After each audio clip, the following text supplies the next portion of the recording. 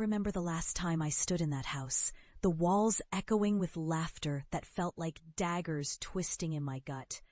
My family had gathered for dinner, and I brought my latest findings, a meticulously detailed report on necromantic entomology, a field I had poured my heart into despite their disdain. I was met with laughter, a chorus of mockery that rang in my ears long after I stormed out. "You're losing your mind," my brother sneered. "Chasing insects in the shadows like some delusional ghost hunter. You'll disgrace us," my mother cried, her voice shaking with a mix of fear and anger. "Stop this madness, or you'll be swallowed whole." Those words haunted me. They echoed like the death knells of a life I could have had, one where the only shadows were those cast by the sun. But I couldn't step back. I was dragged deeper into the dark, a spiraling descent that led me to unearth truths better left buried. I chased the supernatural, studying bizarre insect activity linked to unnatural deaths, while others turned their eyes away in denial. Years passed, and what started as ridicule transformed into a relentless obsession. I became known as the expert who dared to tread where even the bravest refused.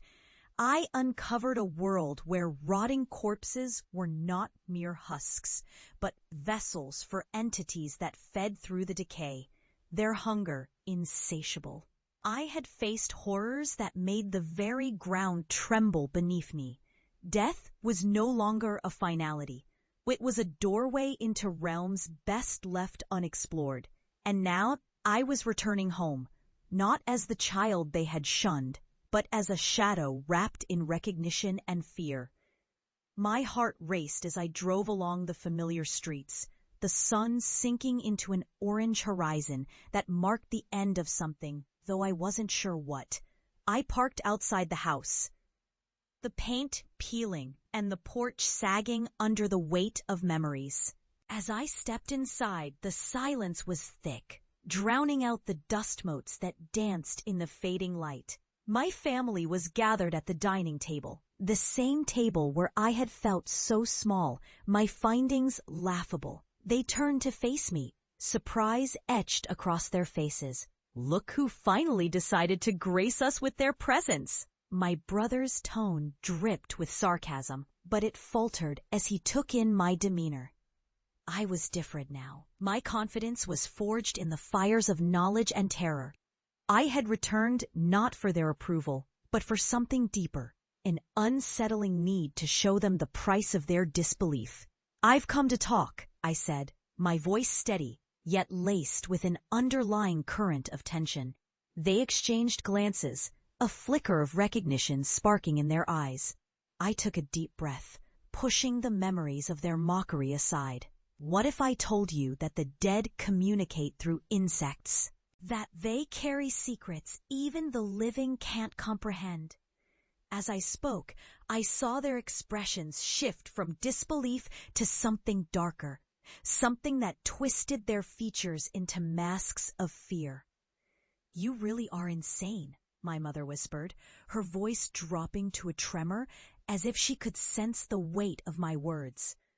But I continued, unfurling tales of the horrors I had unearthed, of the entities that fed on the souls of the deceased, using insects as their agents.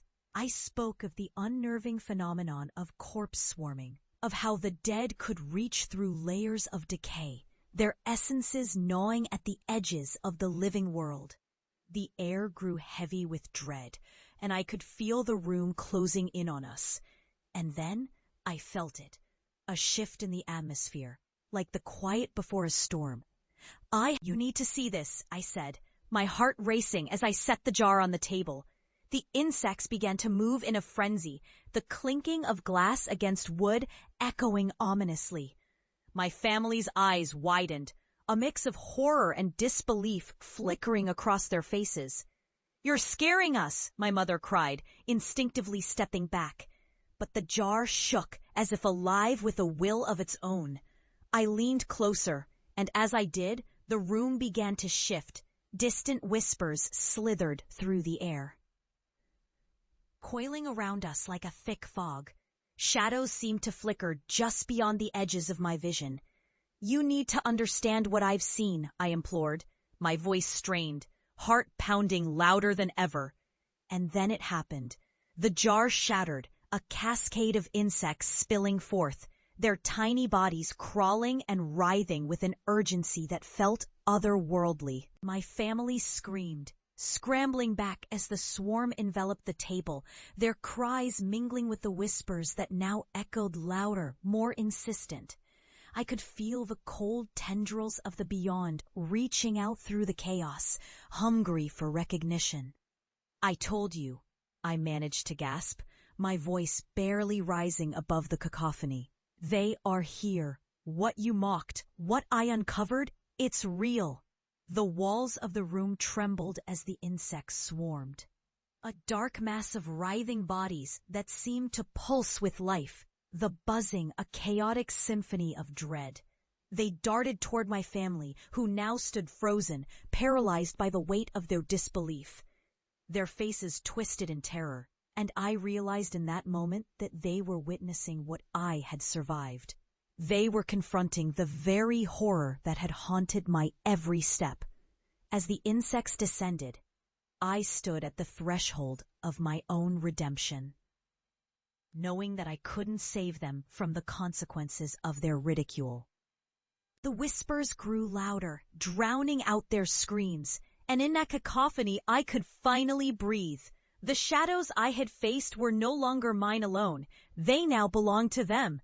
I turned away, stepping into the dim hallway, leaving behind the echoes of their cries. I had emerged from the darkness, but at what cost? Outside, the moon hung low, casting a silver glow on the world that felt both foreign and strangely familiar. I had been vindicated, yes, but the heaviness of it clawed at my heart, a reminder that sometimes truth comes with a terrible price. The shadows would always be there, lurking just beyond the light, waiting for those who dared to mock what they couldn't understand. And now they would know, as I now knew, that some knowledge is a curse, haunting the edges of existence, whispering the truths that should have remained buried.